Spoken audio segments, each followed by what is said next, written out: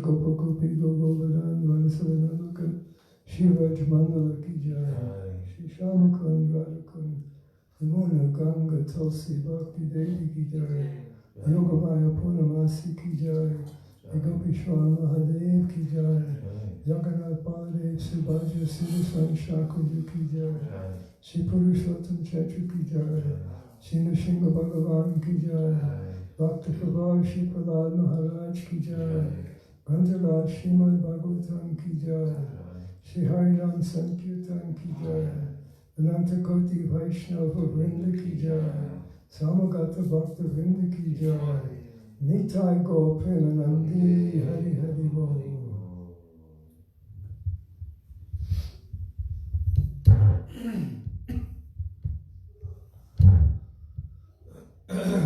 Vandeham Shri Guru Shri Jataha Padakamalam Shri Gurun Vaishnavamscha Shri Rupam Sagrajatam Sahagana Raghunathan Vitam Tam Sajivam. Some little echo thing. I think that's just because it's not maybe. Sadvaitam, yeah. Savadhutam Parijana Sahitam Krishna Chaitanya Devam Shri Radha Krishna Padam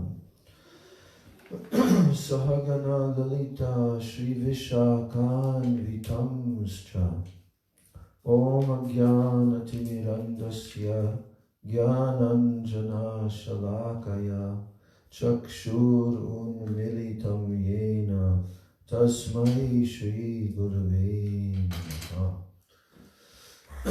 Mukam Karoti Vachalam Pangam Langayate Girim Yat Kripa Tamaham Bande Shri Gurun Dinataranam Vancha Kalpatarubhyascha Kripa Sindhubhya Evacha Patitanam Pavanebhyo Vaishnavebhyo Namo Namaha.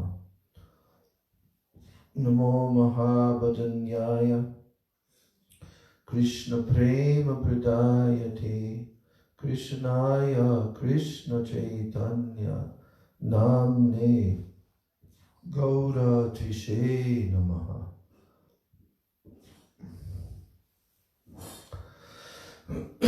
Nityanandam Namastubhyam Premananda Pradayane Kalo Kalmasha Nashaya Janava Pataye Namaha. Panchatattvatmakam Krishnam Bhakta Rupa Swarupakam Bhaktavataram Bhaktakyam Namami Bhakta Shaktikam. Hey Krishna Karuna Sindho Dina Bandho Jagatpati Gopesha Gopika Kanta Radha Kanta Namostute Tapta Kanchana Gaurangi Radhe Brindavaneshwari Vrishabhanu Sute Devi Pranamami Hari Priye. Bhaktya Vihina Aparadha Lakshay Kshiptaschaka Mari Taranga Madhye Kripa Mai Tvam Sharanam Prapanna Vrinde Namaste Charanar Vindam. Brindai Tulsi Debai Priyai Keshavasya Cha Krishna Bhakti Prade Devi Satyavachai Namo Namaha. Shri Krishna Chaitanya Prabhu Nityananda Shri Advaita Gadadhar Shivas Adi Gaura Bhakta Vrinda. Hare Krishna Krishna Krishna Hare Hare Hare Rama Rama Rama Hare Hare Hare Krishna Krishna Krishna Hare Hare Hare Rama Rama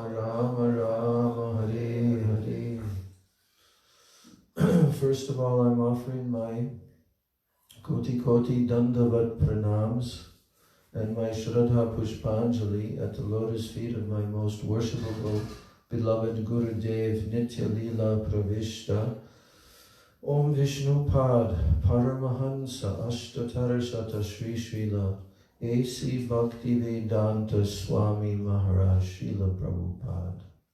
Then I'm offering my same unlimited Dandavat Pranams and Shraddha Pushpanjali at the lotus feet of my most worshipable beloved Siksha Gurudevs, Nitya Lila Pravishta Om Vishnu Pad Paramahansa Ashtatarasata Sri Srila Bhakti Rakshak Sridhar Goswami Maharaj, and Nitya Lila Pravishta Om Vishnu Pad Paramahansa Asto Tarasata Sri Srila Bhakti Vedanta Narayan Goswami Maharaj.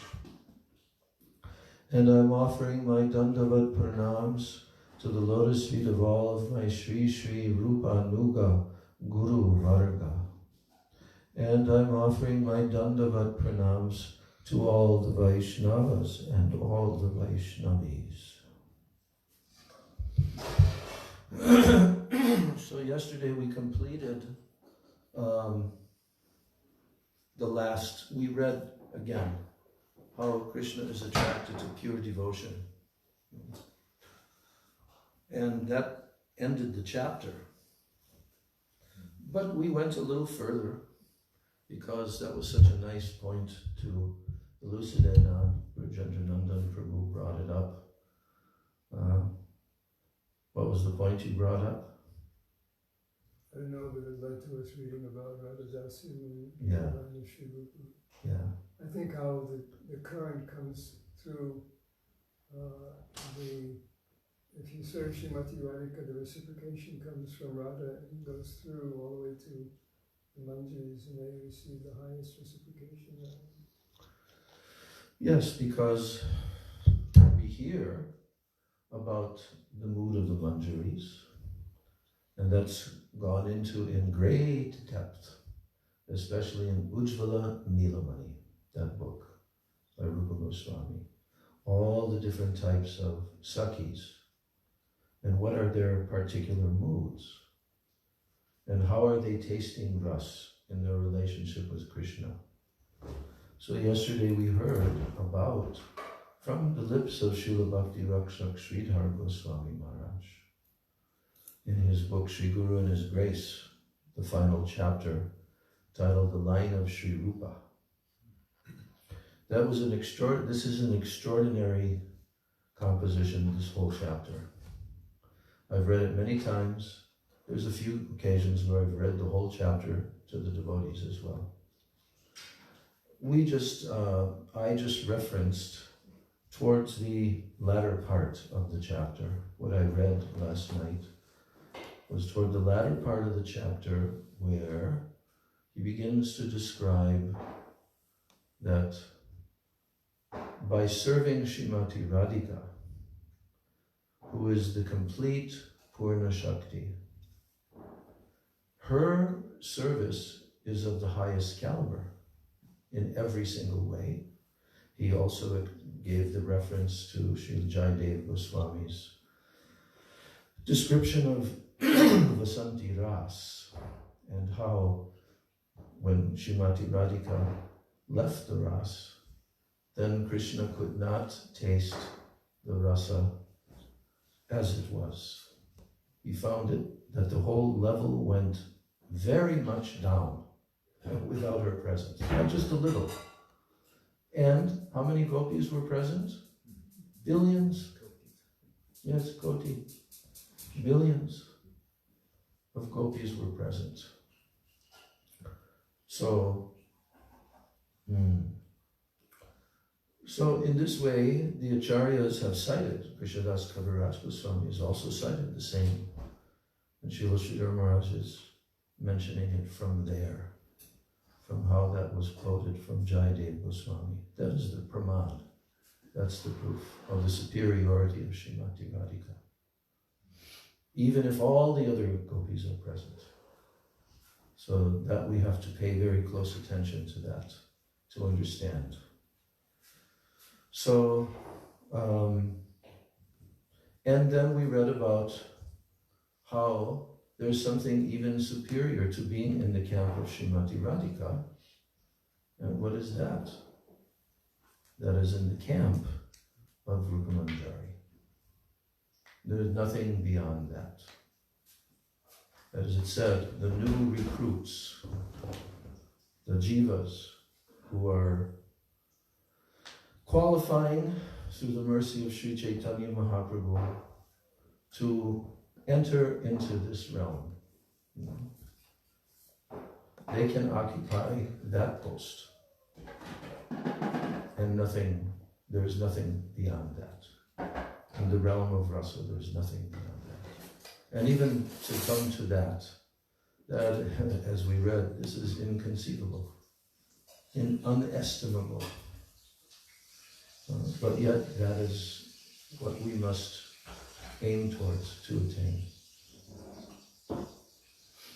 So, I was going to give a choice to the devotees. We can start discussing the Nectar of Devotion, 2nd chapter. Or I can go to the beginning of this chapter to show you in Sri Guru and His Grace how Srila Sridhar Maharaj, how he developed this whole line of thought in his lecture.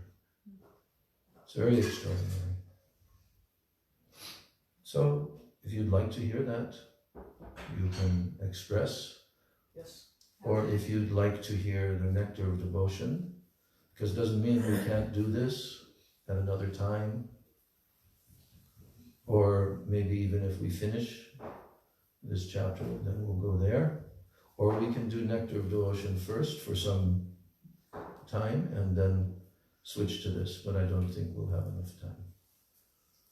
So, Nectar of Devotion is a daily reading. We're moving. But it's nice to elucidate certain points more. Then we understand it and appreciate it more. So what do you think? Sri Guru, 7 years we've read Nectar Devotion after every Mangala Arati. I've read it probably 20, 30 times. But that was decades ago, right? Yes, but Sri Guru's grace was decades ago, and I only read it once. Yeah. I'm ready to. Well, that means that we have to go to the beginning of the book. You can still start with this chapter because you won't want to read it again after this. This is like the best advertisement for the chapter for the book. Okay. Have you read it too? Yeah, Before? I love it many times. Oh, wow. Okay. Very good. I'm in the right association here. Okay. We're beginning chapter 14, the final chapter of Sri Guru and His Grace, which is titled The Line of Sri Rupa. So, Srila Sridhar Maharaj begins saying that the impersonalist transcendentalists, they say that once we are independent of the flesh connection, the consciousness of the human soul is the highest thing. Do they say that? When the soul becomes released from the flesh connection, and the impersonalist transcendentalists are aiming for this. So they say that the very consciousness of the human soul, the Atma. The soul is human? No, he's referring to how a human being is going to endeavor, because that he's not telling it in that way. The human soul, right? Human beings endeavor for this, not in any other species. But that consciousness which is within this human soul is the highest thing. There's no finer, higher thing can exist. No finer and higher thing can exist. This is their view, the impersonalist transcendentalists. Atma. Right? So, but the scriptures say that the super soul or the Paramatma is superior in existence to the individual soul. And that the Bhagavan conception, the personal conception of God, is even higher. So, Brahman, Paramatma, Bhagavan. This begins, so now he's talking about the Bhagavan conception. Where does it begin? When someone enters into the very beginning stages of the Bhagavan conception. This begins with what? Vasudeva conception. Means Krishna alone. The Vasudeva conception. That's why Bahunam Janmanam Ante Jnanavagmam Prapadyate Vasudeva Sarvam Iti Samahatma Sudurlava. A person has been searching Bahunam Janmanam Ante, after that attempt of many births. When the person becomes Jnanavan, that means possessing true knowledge, realized knowledge. Jnanavan. What happens to that person? Mam prapanjite, Krishna says. He surrenders to me. And in what way does he conceive of me? Vasudeva Sarvam. Vasudeva is everything. Samahatma Sudurlava. Such a great soul is very rare. So, this begins, the Bhagavan conception begins with the Vasudeva conception, which is Krishna alone. Now from there, the Narayan conception is again higher. Narayan conception. Vaikunta. And the Krishna conception is the highest. Krishna conception. And even in the Krishna conception, there are divisions. Dwarka, Mathura, Vrindavan. Sri Chaitanya Mahaprabhu and the Srimad Bhagavatam assert that Krishna is the Supreme Personality of Godhead. Krishnastu Bhagavan Swayam. Now the Vrindavan conception of Krishna as the Supreme Entity, it is the highest. Why? Why is it the highest? The Vrindavan conception of Krishna as the Supreme Entity is the highest because beauty. Beauty is above all. Beauty. Srila Sridhar Maharaj has spoken about this point many times in his various lectures, that beauty is the highest. He said in the material realm, power is the highest, opulence, Aishwarya, right? But ultimately, in the final and the highest realm, beauty reigns supreme. Beauty. So that's why Krishna in the Vrindavan conception is the highest. He says beauty is above all grandeur and power. It is above it. Neither physical, mental, or intellectual power, nor any other power, but beauty and love is the ultimate controlling power. Beauty and love. This is what we've been so fortunate to be introduced to, this conception of God. There is no other place where anyone will find this out. Christianity, any other. Nothing there. Beauty. They don't even tell you the form of God. So,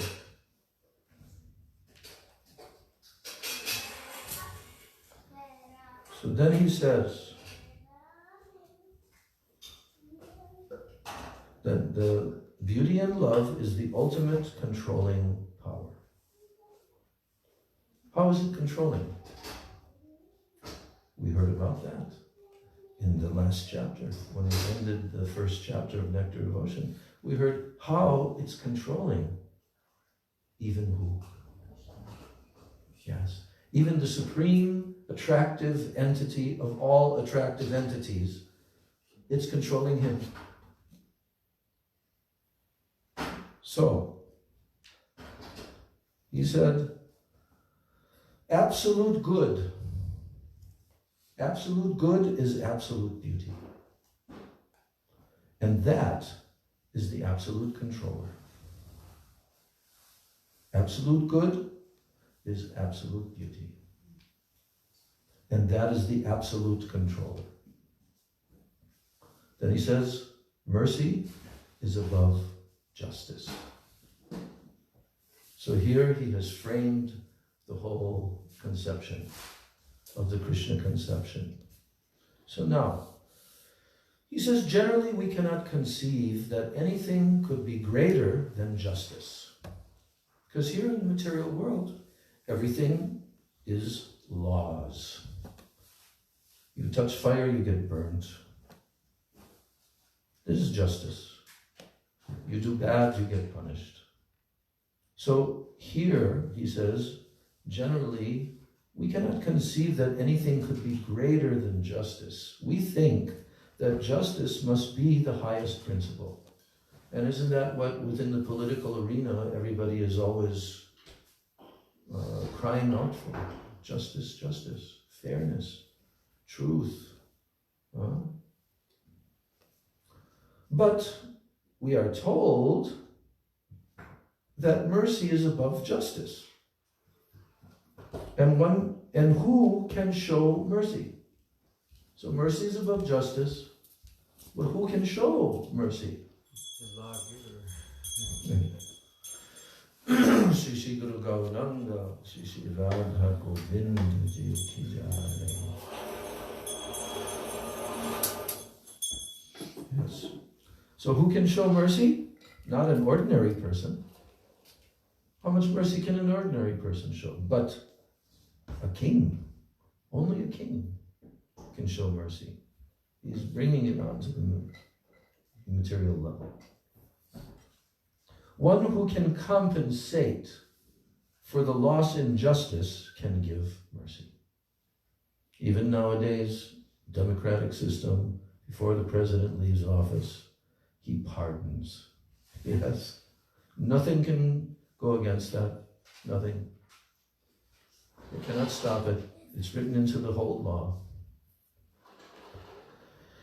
And the highest court is able to compensate everything. Like you told me the other day. One law was passed. Right? Which is? the right to assemble religiously. Yes. So because it was passed in the highest court, no one can go against that. So, the highest court is able to compensate everything. Such a realm exists. And there, the Lord is engaged in pastimes with his paraphernalia, which is of equal quality. In that realm, we were reading everything there. Even today, I was reading how the trees also, they can move. They can locate themselves here and there. So everything there is of the divine same equal nature as the Supreme Lord. So there, the Lord is engaged in pastimes with his paraphernalia of equal quality. There is such a law, a provision beyond the sense of justice in our puppy brain. So our puppy brain can only go so far in the realm of justice. But there is such a realm that it can override by mercy. Now, Uddhava is recognized as the principal devotee of the Lord. And his statement about mercy is found in the Srimad Bhagavatam, 3rd canto, 2nd chapter, verse 23.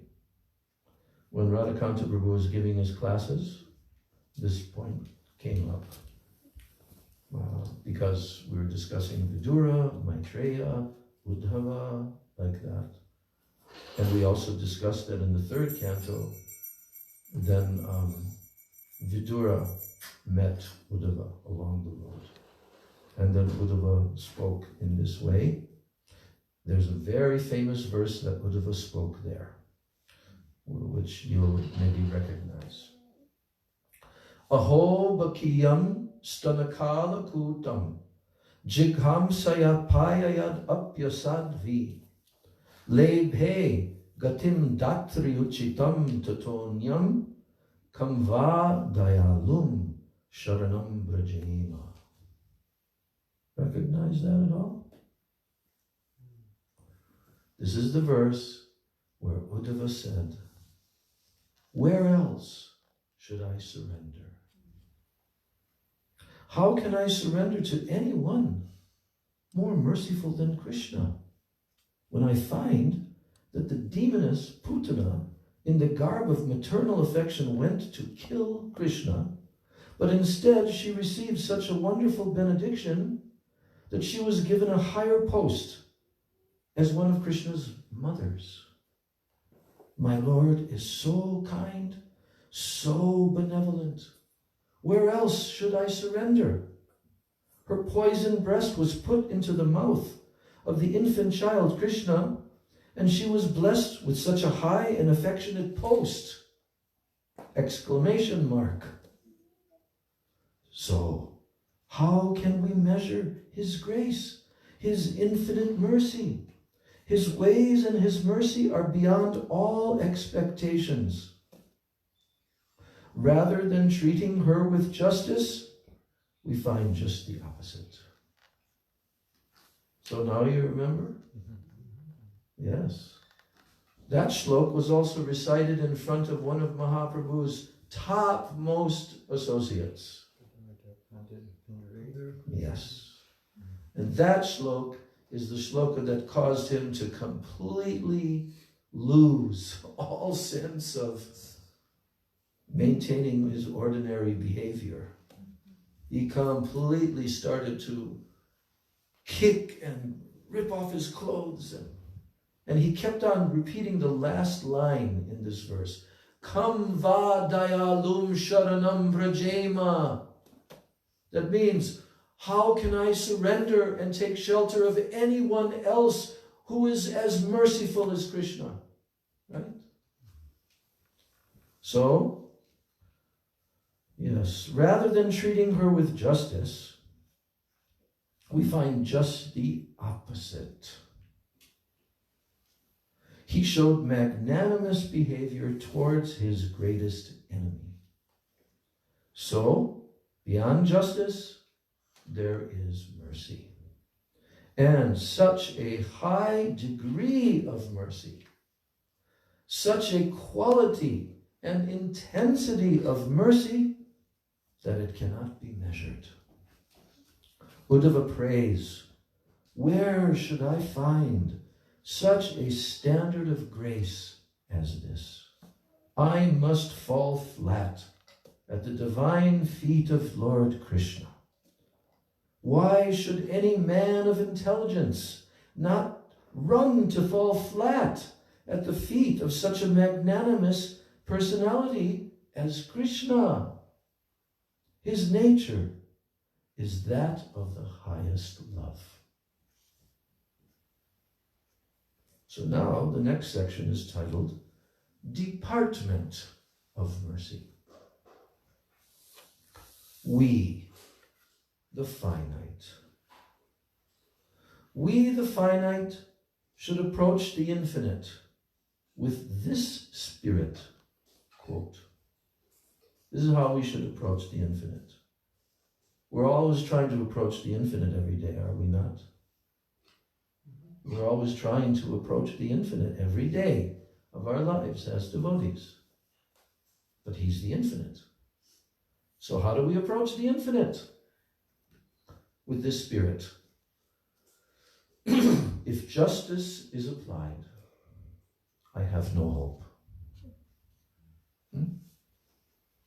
Do we have hope?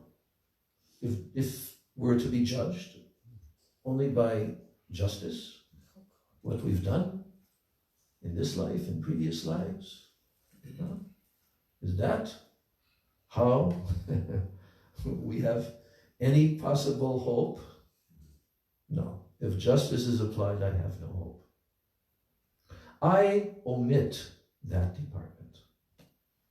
I have come only to seek my fortune in the department of mercy, where there is no calculation of right or wrong, or merit or demerit in that department. No calculation of it. It doesn't exist. I have come to that department, my Lord, because I do not know what is within me. That's why. Do we know everything that's within us? All of our accumulated reactions, sinful deeds, everything? Do we know? No, we have no idea. So, I have come to that department, my Lord, because I do not know what is within me. And when I analyze and I study my own heart, I find that I am unknown to my own self. I am unknown to my own self. I am so helpless and wretched that I don't even know myself. How then should I venture to appeal in a department where something will be granted only after a calculation of my merits and my demerits? How? How should I venture to appeal in such a department? I don't want that. I don't want any decision based on justice. I surrender. I surrender. You may do whatever you like with me. I am the worst of sinners. What to do with me now is in your hands. You, O Savior, I have come to you. If there is any possibility, save me. This is my open appeal, my one-sided appeal. So this sort of self-abnegation, it will automatically cleanse our hearts. Automatically. By this attitude of sharanagati, or surrender, we invite the greatest attention from above. Sharanagati, surrender. It is the only way to be reinstated in our lost prospect. Sharanagati. Yes. At present, we are disconnected from the prospect of divine love, which we cherish in the innermost quarter of our hearts. This is an important statement. This is actually our condition. In the innermost quarter of our hearts, there is this mood of seeking for this ultimate prospect of divine love. Everyone is searching for it. Everyone is searching for it. But we are disconnected from that prospect, even though it is the very prospect that we cherish in the innermost quarter of our hearts. If we want to have that privilege very easily and very quickly, we must approach the Lord with plain speaking. and with a naked body and mind, with everything exposed. So Srila Rupa Goswami, in the Bhakti Rasamrita Sindhu, he has written this verse. Matulyo nasti papatma, na paradhi chakaschana, parihare pi lajjame, kim bruve purushottama. This means, this is also a verse that is included in Archan Padati, that is recited by a pujari when doing Archan and worshipping the Lord. There's Vigyapti, 4 verses, and another group of verses after. Here, Rupa Goswami himself has composed this. What should be our mood? He says, Matulyo nasti papatma. My Lord, I feel ashamed. How shall I offer you so many pure things like flowers? Generally, pure things are offered to you. But what about me? I have come with the most filthy thing to offer to you. I feel ashamed. I have come to you with only my shame to beg for your mercy. There is no parallel to my sinful, criminal life. Everything that can be conceived of as bad is found in me. Everything that can be conceived of as bad is found in me. It is very difficult even to speak about the characteristics of my heinous sins and crimes. But still, your nature, your existence, your fame and benevolence, they cannot but attract me. They cannot but attract me. You can save me. You can purify me. Hoping against hope, I have come to you. And I have only one solace, that I am the real object of your mercy. I am the real object. Your tendency, O Krishna, your tendency is to purify the meanest, those who are the most needy. They have some claim to your mercy. And I am the worst of the needy and the meanest of the mean.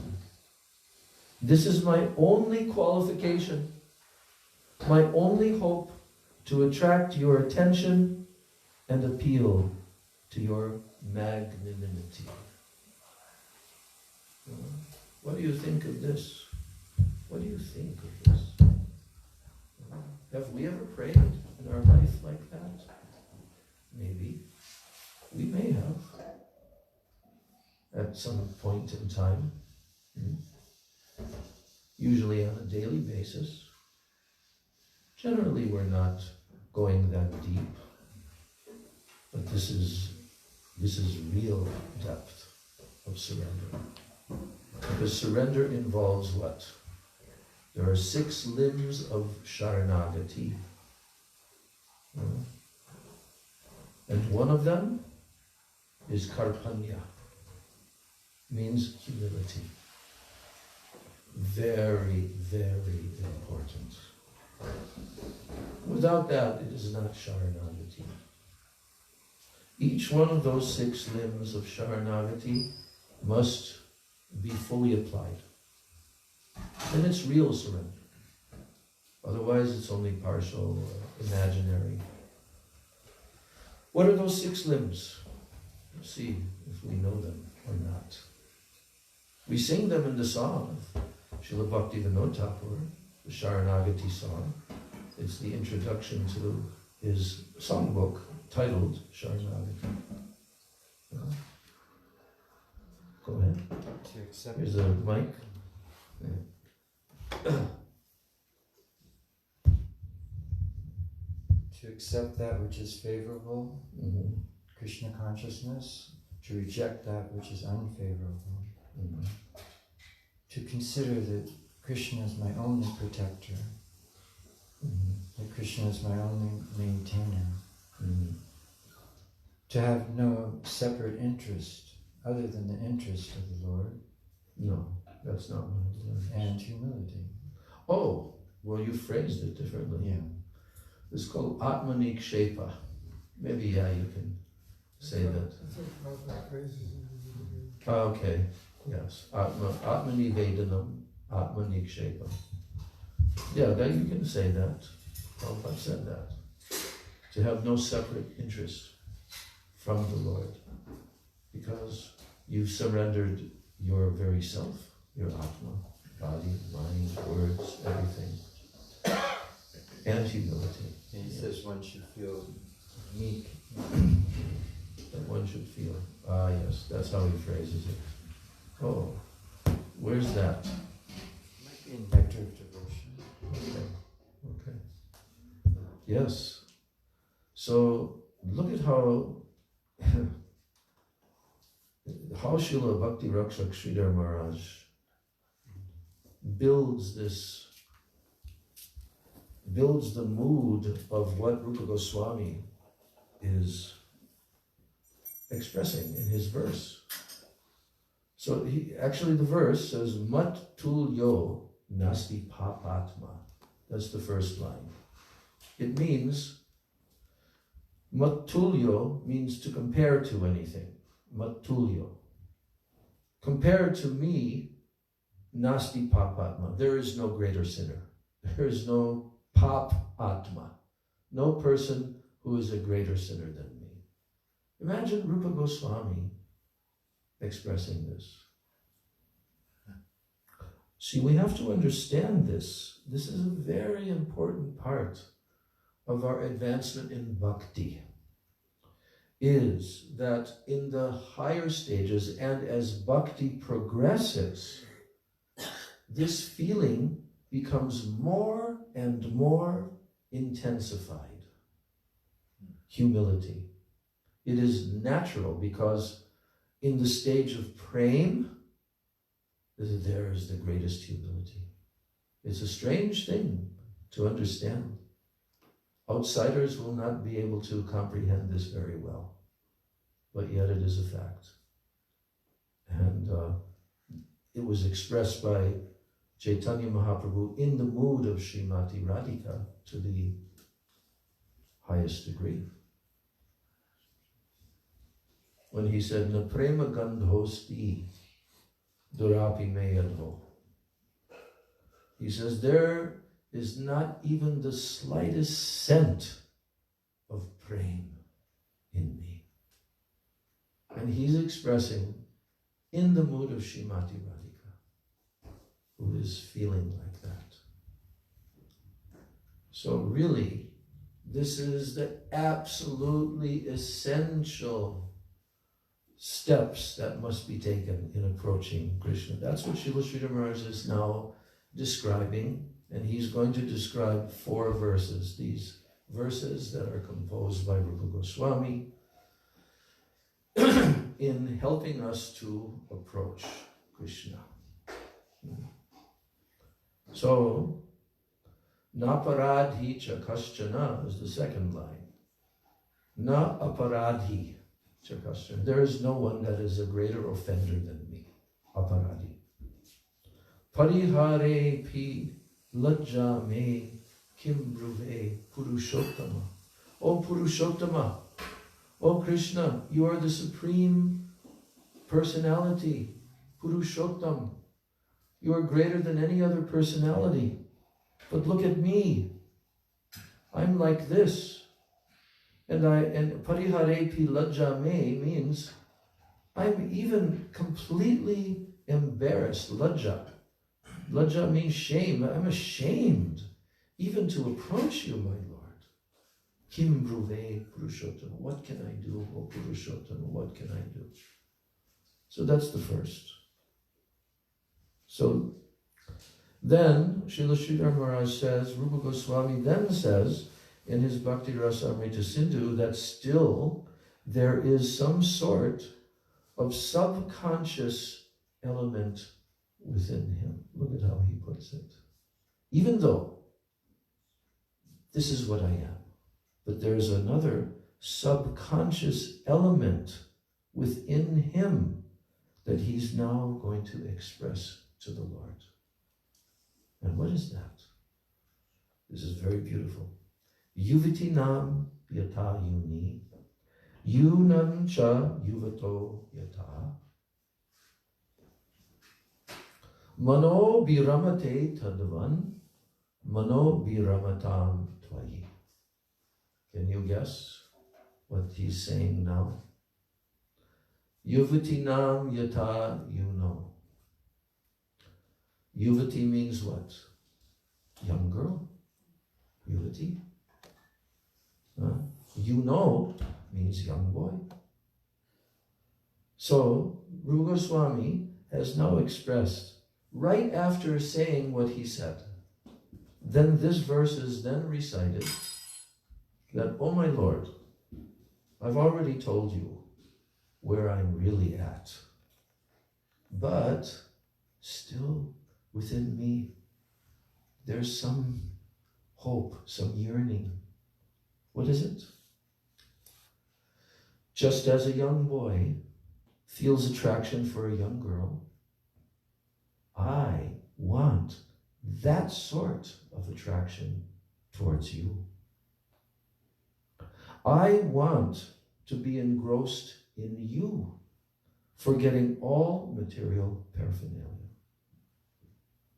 And by sincere surrender, at once our progress begins. You know how Srila Gurudev told so many times about Ruchi. Remember how Gurudev spoke about Ruchi? He gave a couple of examples. He was not prohibiting the possibility that Ruchi can come in someone who is not advanced on the highest level. Gurudev even told Ruchi sometimes can touch to the lower levels. They can touch. And he would say that once Ruchi comes, actually, when it really comes, then you can gallop. He said, you can gallop. So here, you see how Rupa Goswami has mentioned how I don't really have any qualification in that other verse. But now he's saying that I have this feeling deep within me. I want to have that relationship with you, my Lord. That attraction, like a young boy to a young girl, and a young girl to a young boy. So, and the development of that kind of attraction takes us to the topmost rank.